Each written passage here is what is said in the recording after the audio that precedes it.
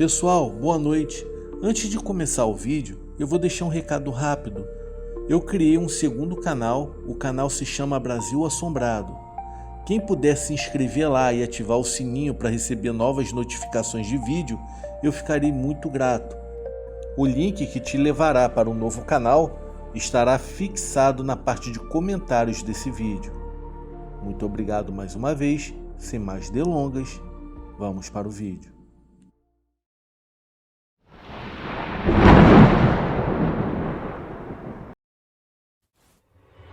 O que habita além da porta?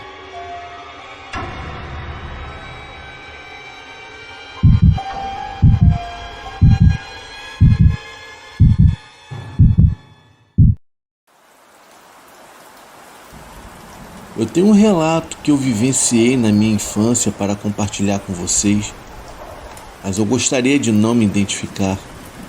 Olha, eu acredito que criaturas estranhas e sinistras habitam o nosso mundo, ocultas nas trevas, mas às vezes elas surgem e desaparecem também misteriosamente, provocando durante as suas curtas visitas fenômenos assustadores e inexplicáveis. É difícil para mim escrever sobre isso, pois eu só havia comentado esse fato com a minha namorada muitos anos depois do ocorrido, e ela não me deu muita atenção, sempre demonstrando certo desdém. Por conta disso, eu evito comentar sobre tudo isso, pois eu tenho certeza que muita gente não vai acreditar em mim. Mas eu juro que o que eu vou relatar aqui é a mais pura verdade. Não foi nenhum tipo de ilusão nem miragem, e sei que jamais vou conseguir esquecer o que aconteceu comigo. Bom, meus amigos, vamos aos fatos. Era o ano de 1996, período de férias de final de ano. Nessa época, a minha mãe costumava alugar uma casa na praia para passarmos um período, e não foi diferente naquele dia. Ela alugou uma casa na praia do Tombo, no Guarujá. Eu me lembro que estava muito contente e animado. Eu adorava passar o final do ano na praia com a família. Nessa época eu tinha 11 anos de idade. Tudo acertado. Fomos eu, a minha mãe, a minha irmã, a minha avó e mais 2 tios para lá. Era sempre muito divertido e animado com todos juntos. Depois de pegar a estrada, enfim chegamos à casa da praia. Ela era enorme, muito boa, espaçosa. Me recordo bem que foi uma das melhores casas que havíamos ficado nas férias. Quando eu vi o tamanho dela, fiquei muito empolgado. Já que fui entrando, fui olhando tudo, corri para o segundo andar e fui direto colocar as minhas coisas em um dos quartos.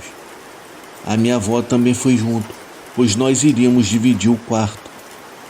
Naquele quarto que eu havia escolhido, haviam 2 camas e um armário embutido bem próximo de uma delas, bem onde eu iria me deitar. Enfim, tudo arrumado na casa, comida na geladeira, bebidas geladas. Resolvemos finalmente ir para a praia. Eu já estava ansioso. Deixamos o carro a uma certa distância da orla e fomos andando até a areia. Chegando lá, depois que já tínhamos arrumado o guarda-sol e as toalhas, eu me lembrei da minha bola de futebol que havia esquecido em casa. Os meus tios e eu sempre jogávamos na areia antes de cair na água. Eu falei que iria voltar para casa para buscá-la.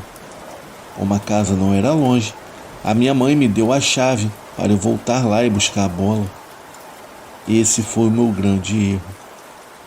Eu corri de volta para casa. Fui entrando sem preocupação nenhuma.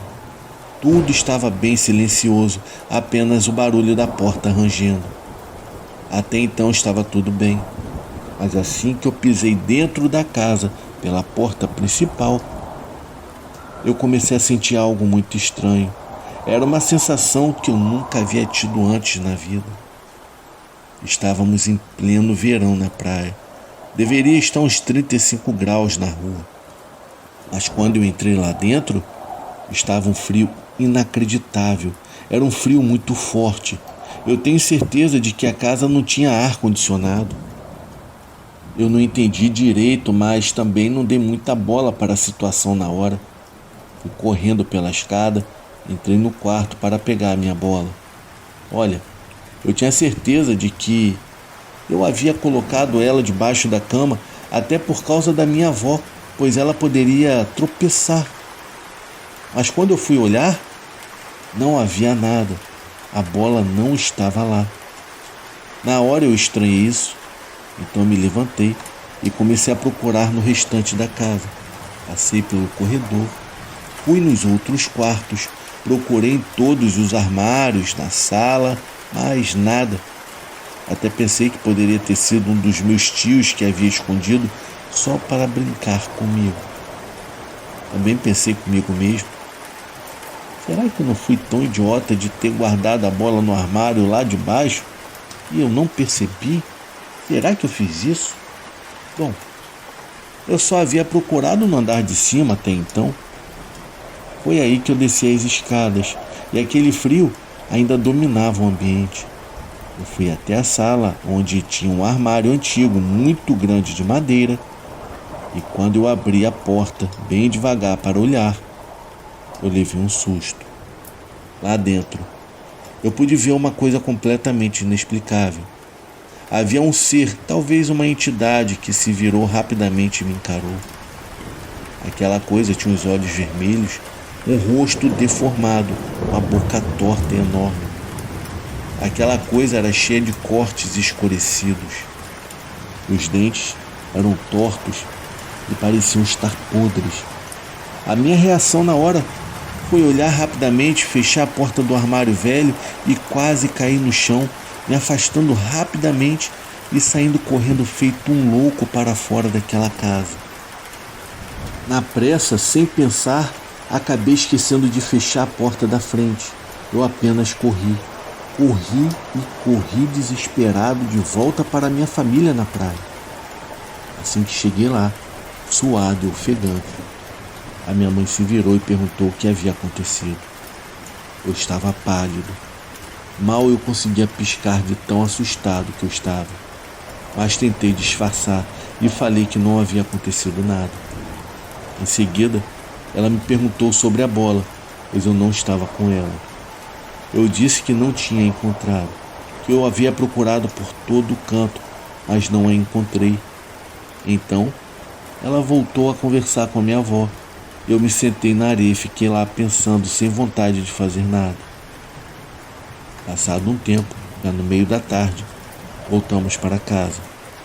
Mas eu me mantive meio afastado, com medo de entrar lá. Eu fui o último a entrar na casa. A minha mãe, ao perceber que a porta estava aberta, me deu uma bronca, pois poderiam ter entrado lá e roubado tudo. Eu estava tão assustado com toda aquela situação que nem dei muita bola para aquilo. Fui até o segundo andar e vi a minha avó entrando no nosso quarto, e eu fui atrás dela. E para minha surpresa, ao entrar, a minha bola estava bem no meio do quarto. Na hora minha avó se virou para mim e brincou falando: "Poxa, como que você não conseguiu achar essa bola largada aí, bem no meio do caminho? Não tá cego?" Meus amigos, foi muito estranho todo aquele ocorrido. Esse é o meu relato. Eu espero que vocês tenham gostado. Eu confesso que eu nunca consegui entender o que vi naquele dia. O que poderia ser aquela criatura? Eu às vezes me questiono. O que poderia ser aquele armário? Algum tipo de portal para as forças malignas ou assombrações? Realmente eu não sei dizer. É um mistério que fica martelando em minha cabeça. Mas eu cheguei a abrir novamente aquele mesmo armário com todo mundo dentro de casa e estava tudo normal, o que deixa essa situação ainda mais assustadora e intrigante. Uma coisa é certa: mesmo sem saber o que era aquela coisa demoníaca, eu tenho certeza de que veio de algum lugar do além. Boa noite.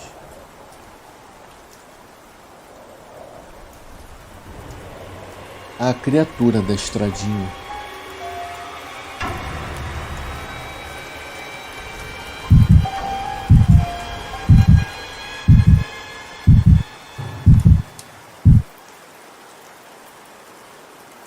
Boa noite, eu me chamo Otávio. Eu moro na região do Sertão, no Nordeste. O relato que eu irei compartilhar aconteceu com meu avô. Isso já faz muito tempo atrás. Eu ouvi essa história da própria boca dele e sempre fiquei impressionado. Segundo ele, um certo dia ele estava voltando do bar onde foi comprar cigarros e algumas outras coisas. Não era tão tarde ainda, por volta das 6 horas. Ele estava andando pela estradinha, que era um caminho bem tranquilo até a sua casa. Era bem comum alguns cachorros irem seguindo ele no trajeto. Mas naquele dia, os animais pareciam estar muito agitados, pois eles latiam e rosnavam sem parar. Mas aquela barulheira começou a irritá-lo. Então ele pegou algumas pedras para jogar em direção aos bichos, apenas para assustá-los. Então ele seguiu em frente pelo trajeto que passava em frente à casa de um velho amigo. Ele resolveu dar uma passada lá para colocar o papo em dia. Chegando em frente à casa do amigo, foi até a porta e quando estava prestes a bater para chamar o colega para abrir, começou a ouvir um barulho vindo da direção do mato, na lateral da casa. Parecia algum cachorro correndo. Naquele momento, ele realmente pensou se tratar de um daqueles cães que estavam andando na estradinha e não deu muita bola. Então se virou e bateu na porta. Seu João, seu amigo, apareceu e o convidou para entrar e ofereceu uma bebida para bater um papo. Ele disse que ficou mais ou menos 1 hora na casa do seu amigo. Em seguida pegou suas coisas e foi embora para sua casa. Naquela altura já estava bem mais escuro e naquela época as ruas ficavam mais escuras por falta da iluminação pública. Mas ele estava acostumado e o trajeto até a sua casa dava mais ou menos uns 15 minutos a pé. Ele contava que naquele momento, caminhando sozinho, estava tudo bem estranho, muito silencioso, bem diferente de antes, quando havia os barulhos dos cães e outros bichos no mato. Naquele momento, só havia aquele silêncio perturbador. Depois de uns 5 minutos andando na estradinha, ele foi surpreendido por latidos. Em seguida surgiram 3 cães que saíram correndo do mato, indo em sua direção, passando rente às suas pernas. Ele tomou um susto e parou de andar. Logo depois, viu outros cães vindo do outro lado da estrada e passando mata dentro. Meu avô achou aquilo bem estranho, mas pensou que eram apenas aqueles cães de antes para atormentá-lo. Então novamente pegou algumas pedras e foi até a beirada da estradinha para jogar, com o intuito de afastar aqueles animais. Foi aí que ele viu aquela coisa aterrorizante.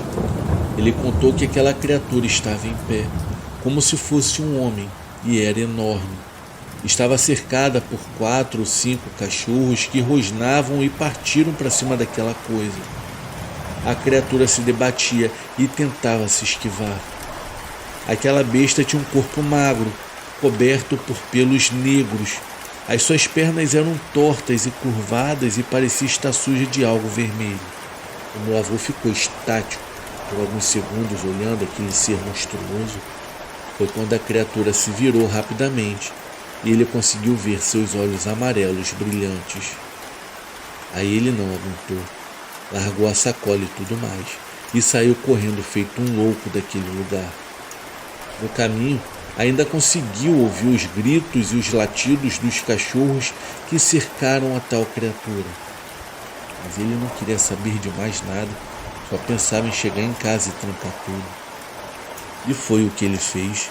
Alguns minutos depois, finalmente chegou em sua casa e trancou as portas e janelas. Foi até a sala onde a minha avó estava sentada ouvindo o rádio e ela percebeu o estado de pânico dele. Perguntou o que havia acontecido E ele contou tudo para ela. Contou sobre a criatura e os cães e ela acreditou, pois a minha avó também havia ouvido algumas histórias sobre uma besta estranha vagando na região. Aquela noite foi muito longa. Meu avô não conseguiu dormir, mas graças a Deus, nada de pior aconteceu com ele. Enfim, esse é o relato do meu avô. Ele contou que após aquela noite nunca mais viu aquelas estradas da mesma forma. Nunca mais viu aquela criatura e os rumores da região cessaram depois de um tempo. Talvez aquela besta tenha mudado de região depois de ser descoberta pelo meu avô. Sempre que eu escutava essa história, eu ficava muito impressionado e tinha certeza que ele esteve frente a frente com o lobisomem. Eu acredito na história dele, pois o meu avô sempre foi um homem muito sério. E eu tenho certeza que o que ele passou naquela noite foi realmente terrível.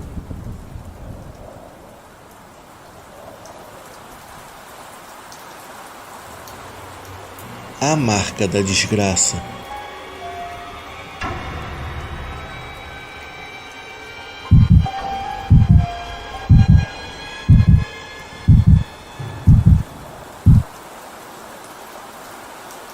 Boa noite a todos. O meu nome é Luísa.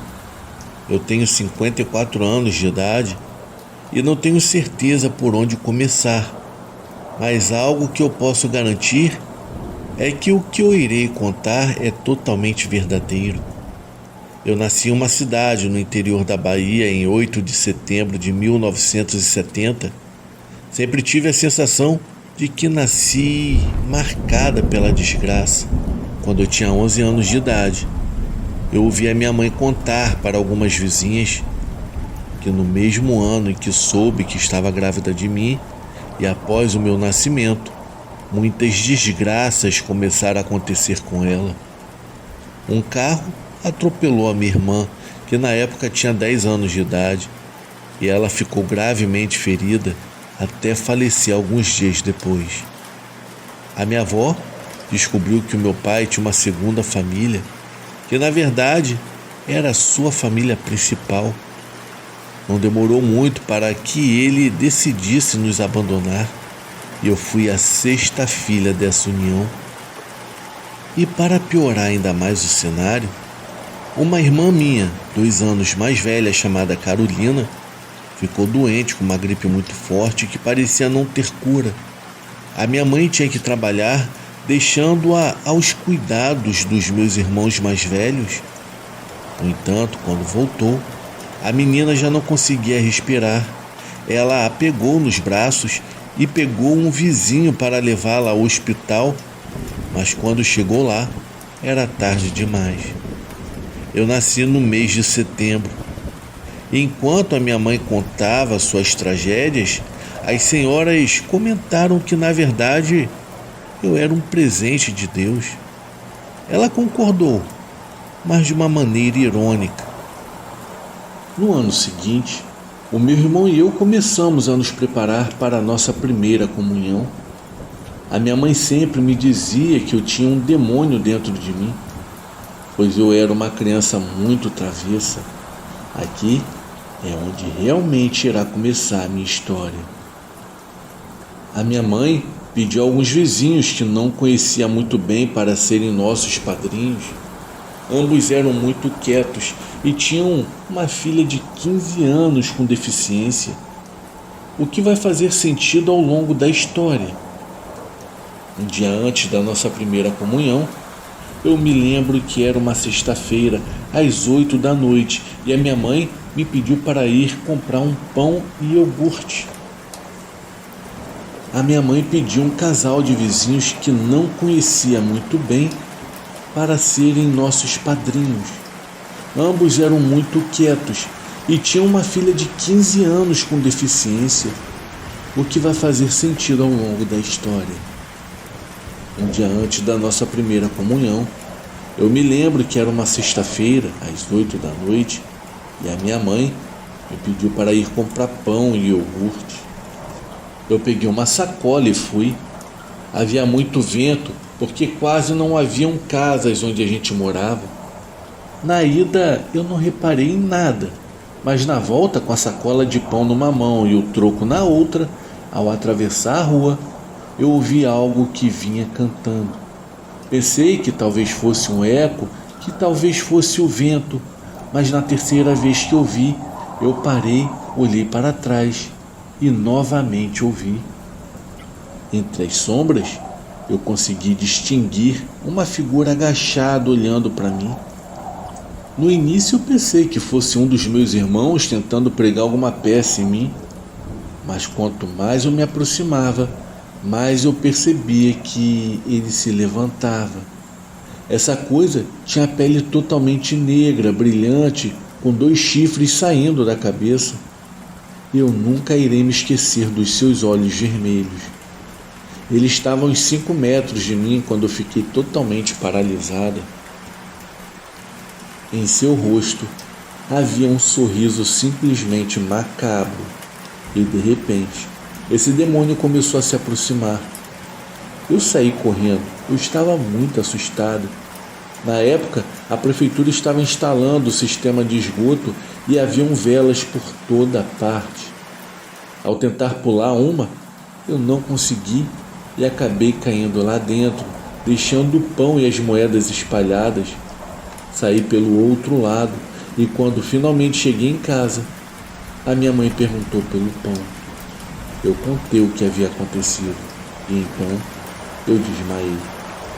Ela, por sua vez, decidiu enviar os meus irmãos para procurar o pão e as moedas, mas eles não encontraram nada. Naquela noite, eu tive muitos vômitos e um terrível pesadelo. Eu estava em uma igreja com meu vestido de primeira comunhão. A minha vela e o meu terço também estavam comigo.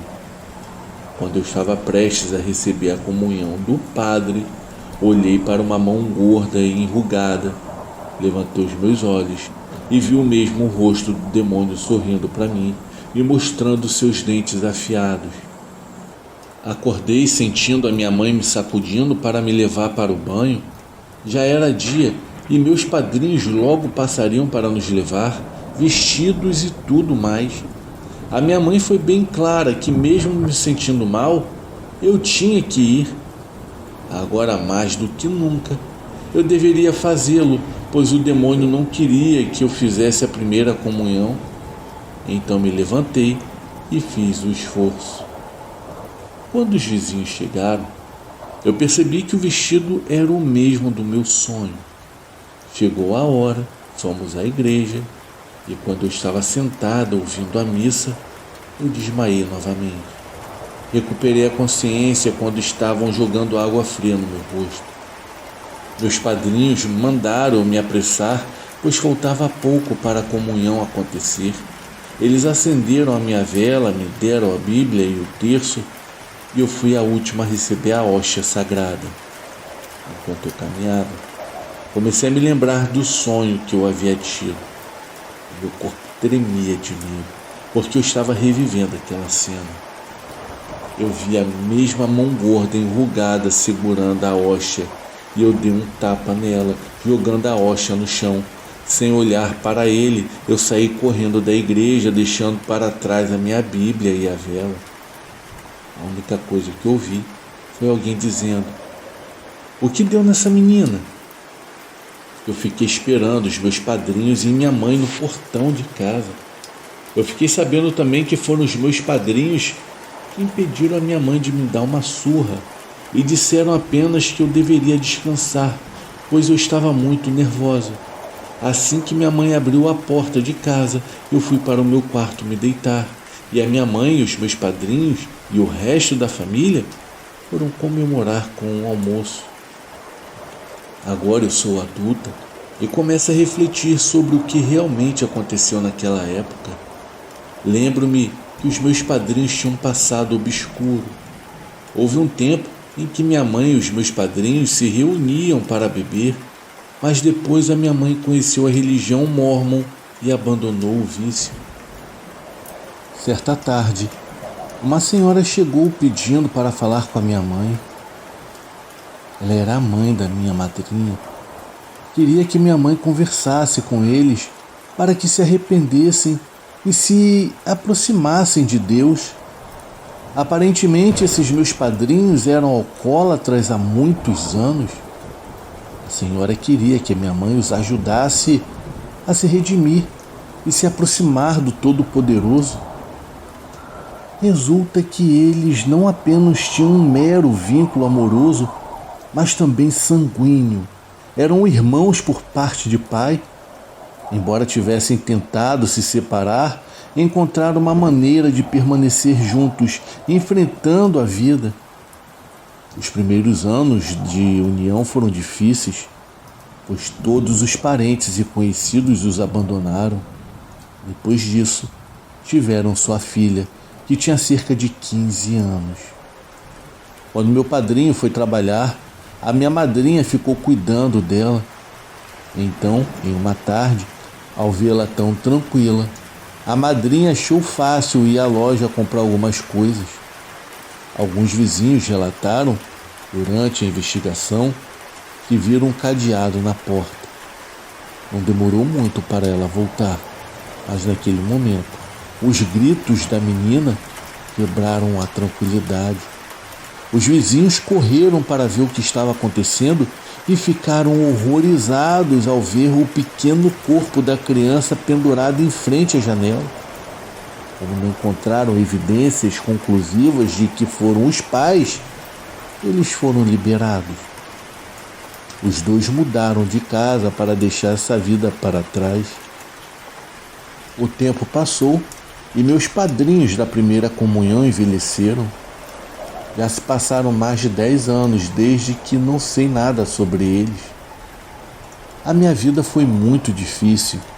Quando eu fiz 15 anos, eu comecei a vagar pelas ruas como um cão. Todo homem que conheci só me usava. Trabalhei desde muito jovem porque a minha mãe e os meus irmãos me expulsaram de casa quando descobriram que eu estava grávida. A minha mãe faleceu há 13 anos e ela nunca me perdoou, nem por eu ter me tornado alcoólatra aos 20 anos. A minha vida ficou ainda mais difícil, pois o último homem que amei foi assassinado a facadas. Além disso, eu não consigo suportar outras perdas, como a dos meus 2 irmãos mais velhos. Eles, quando estavam prestes a morrer, me pediram desculpas. E acredite, esse foi um golpe muito duro para mim. A partir desse momento eu comecei a consumir entorpecentes, que foi a única coisa que me ajudou a suportar essa vida miserável. Se não fosse por minha filha e agora pelo meu neto, eu não encontraria sentido em estar neste mundo. Houve um tempo em que nada me causava dor e eu até me esqueci de como chorar e de como sorrir. De tudo eu continuo aqui, esperando que em algum momento eu possa experimentar o verdadeiro amor e a felicidade que outros alcançaram. Aqui está o meu pequeno relato. Espero que ele seja bem recebido por vocês. Muito obrigada e sejam agraciados pela felicidade que vocês têm. Boa noite.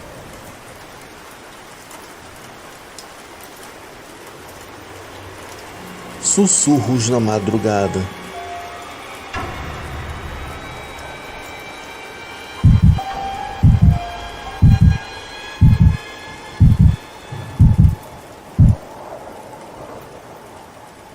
Boa noite a todos. Eu me chamo Andréia e eu sou da cidade de Valença, no interior da Bahia. Amigos, dizem que se conselho fosse bom, a gente não dava e se vendia. Então, sendo bem direta, eu digo a vocês que nunca façam isso que eu fiz, muito menos durante a madrugada. Ouçam o meu relato com muita atenção e vocês vão entender do que eu estou falando. O padre da igreja me disse que, em geral, rezar apenas pedindo as coisas nunca é bom. Ele me falou para apenas conversar com Deus, contar as coisas e principalmente agradecer por tudo. Mas hoje eu quero compartilhar com vocês o que me aconteceu quando eu rezei apenas com a intenção de pedir. E eu tenho certeza que vocês vão ficar surpresos com a resposta que eu recebi. Quando a minha mãe faleceu, a minha querida mãezinha, foi uma das épocas mais tristes de toda a minha vida, pois eu caí em uma depressão profunda e numa espiral de solidão e total desamparo. Embora eu já tivesse com 35 anos de idade, a minha vida era dedicada a cuidar de uma lojinha que nós tínhamos e ir à igreja. Então, de repente, eu não tinha mais nada que realmente desse sentido à minha vida. Por sorte, me restou essa lojinha que era como nós nos sustentávamos desde que eu era uma criança. Mas como desgraça nunca vim sozinha, poucas semanas depois de perder a minha mãe, o pessoal demoliu uma papelaria que ficava na esquina e logo começaram a construir um grande estabelecimento. Uma daquelas lojas enormes que existem em todo lugar e fazem parte de uma grande rede. E foi aí que eu soube que o fim da minha lojinha já estava próximo. Foi um tempo muito desesperador. Eu passava o dia chorando porque construíram aquilo tão rápido que eu não tive nem tempo de me preparar. Em menos de 3 meses já estava tudo terminado e funcionando e as pessoas começaram a parar de vir aqui comprar.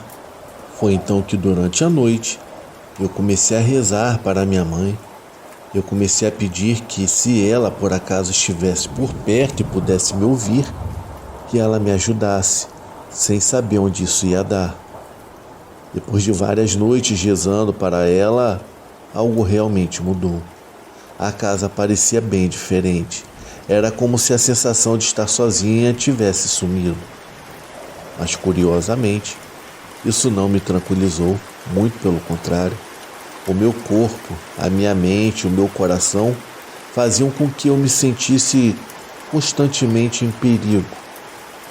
Então, durante uma madrugada, enquanto eu estava sentada diante da pequena imagem da Virgem Maria, que a minha mãe sempre venerava, algo aconteceu. Eu estava em silêncio, com as velas quase se apagando, quando eu senti um frio estranho. Não era um frio do ambiente. Esse frio vinha de dentro de mim, como se a própria sensação de desespero tivesse tocado a minha alma. Eu não sei quanto tempo se passou, mas naquele momento eu ouvi um sussurro. Primeiro eu até pensei que eu estava sonhando ou que a minha mente, exausta pelo luto e pela situação, estivesse até mesmo pregando uma peça. Mas o sussurro foi crescendo e as palavras, mesmo confusas, ecoavam na minha cabeça. Eu estou aqui. Foi o que finalmente eu entendi. E eu reconheci a voz. Era a voz da minha mãezinha. Naquele momento, meu coração se encheu de uma mistura de alívio e terror. Mas o alívio foi breve, porque logo eu percebi que na verdade não era ela, não podia ser. Eu sabia muito bem. Isso ia contra tudo que eu acreditava. Os dias passaram tomados pela angústia. A presença que eu queria acreditar, que me acompanhava de forma reconfortante, tornou-se mais insistente, mais invasiva.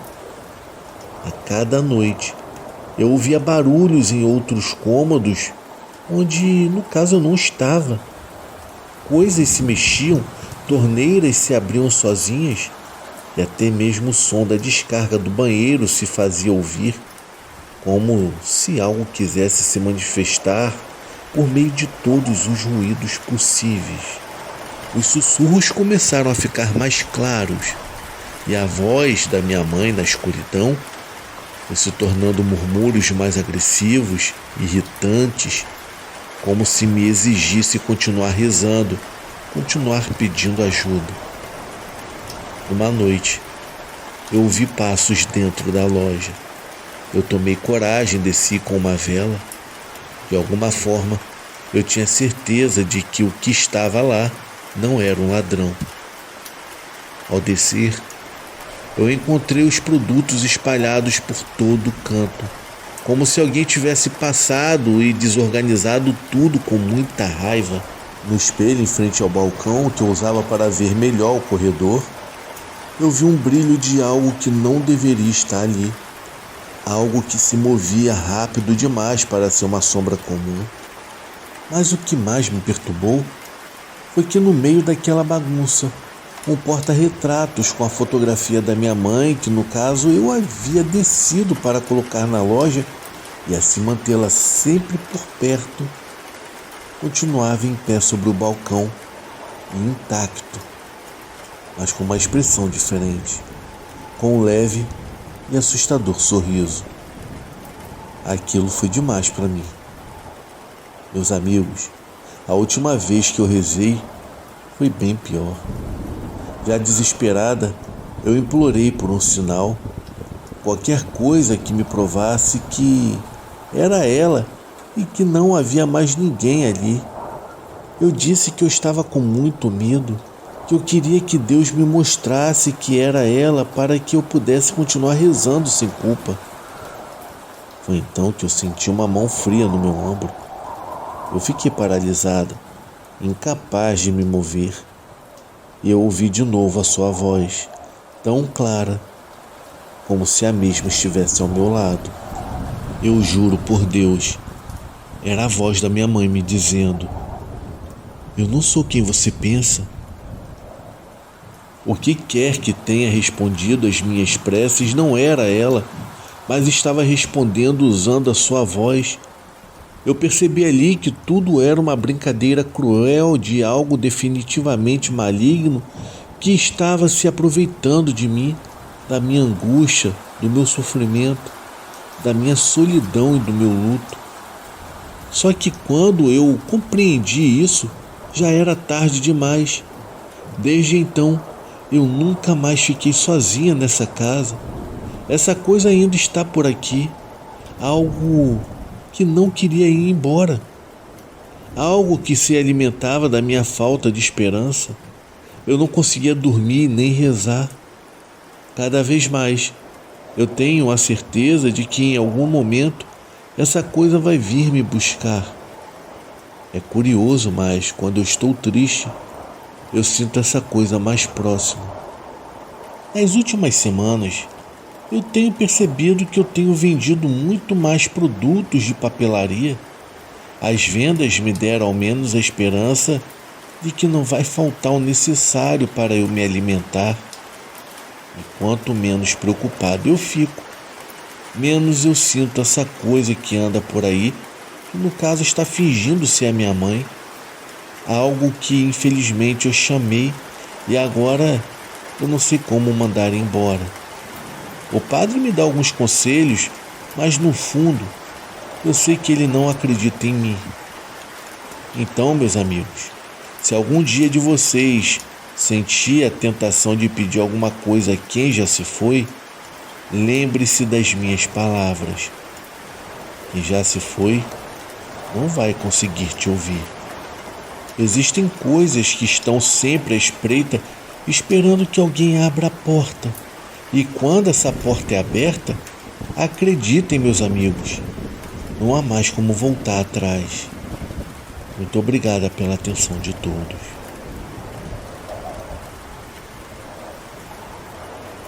O cemitério no fim da rua.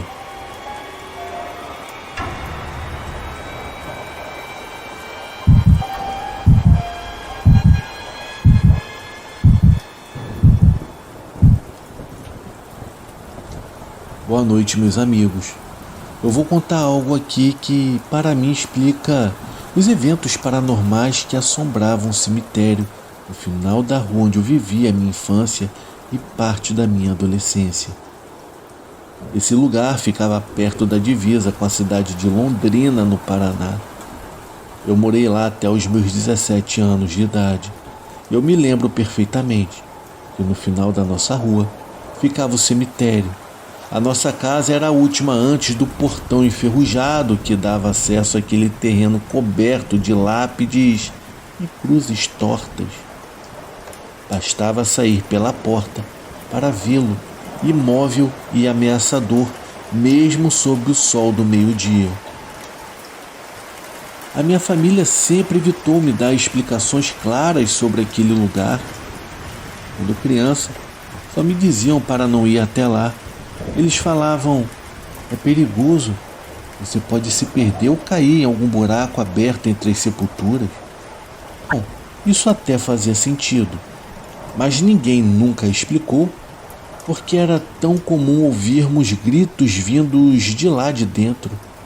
Esses gritos surgiam durante a noite, eram vozes distintas, às vezes de homens, outras de mulheres, e o que mais me aterrorizava, pois algumas pareciam ser de crianças. Eram sons nítidos cortando o silêncio das madrugadas frias. Eu nunca vi ninguém gritando, mas os ecos me faziam congelar na cama com o cobertor puxado até os olhos. O mais estranho era que o lugar era tranquilo. Ninguém parecia estar sendo vítima de algum crime ou algo parecido. O lugar era pequeno e todos se conheciam.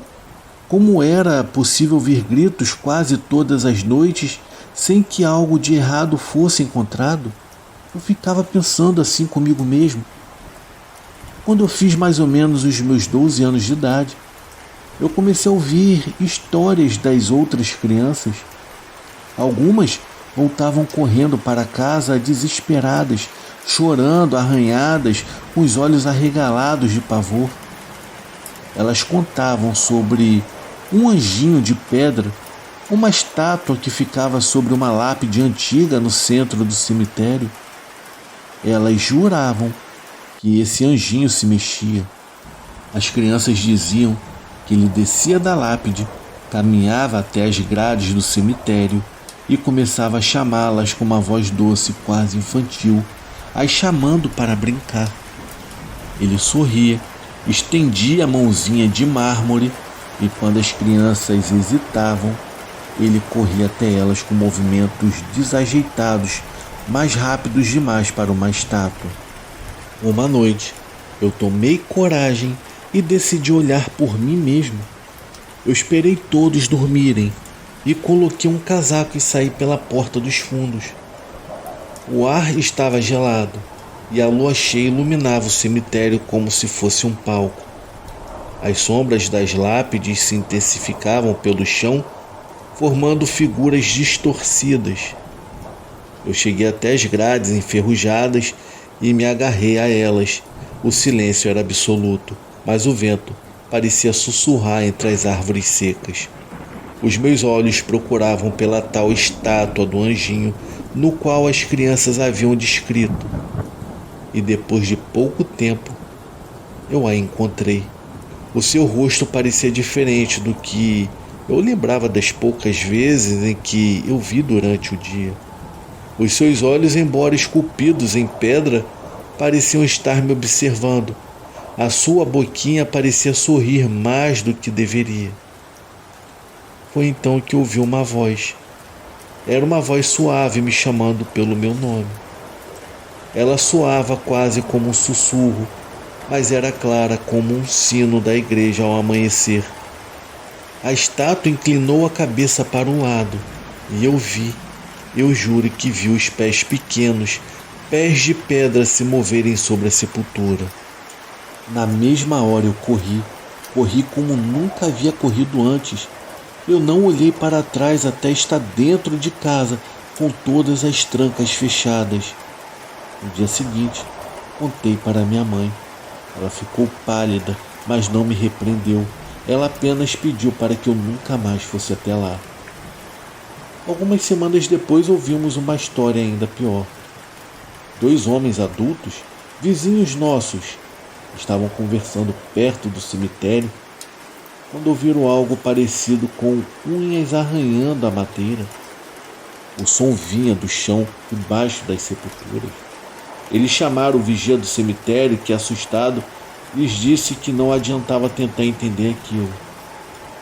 Ele disse que escutava aqueles sons há anos e que eram os mortos. Eles não estavam em paz. Alguma coisa os prendia lá, algo os atormentava. Depois daquela noite, eu passei a evitar até olhar na direção daquele cemitério. Hoje, muitos anos depois, eu soube que aquela rua está praticamente abandonada.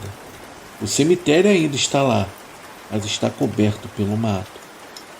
Dizem que ninguém mais tem coragem de passar por ali e que também não há mais vigia trabalhando por lá. Meus amigos, esse foi o meu relato. Muito obrigado a todos por ouvi-lo. Boa noite. Você que chegou até o final do vídeo, realmente eu lhe agradeceria se você desse o seu like e se inscrevesse para receber mais conteúdos como esse.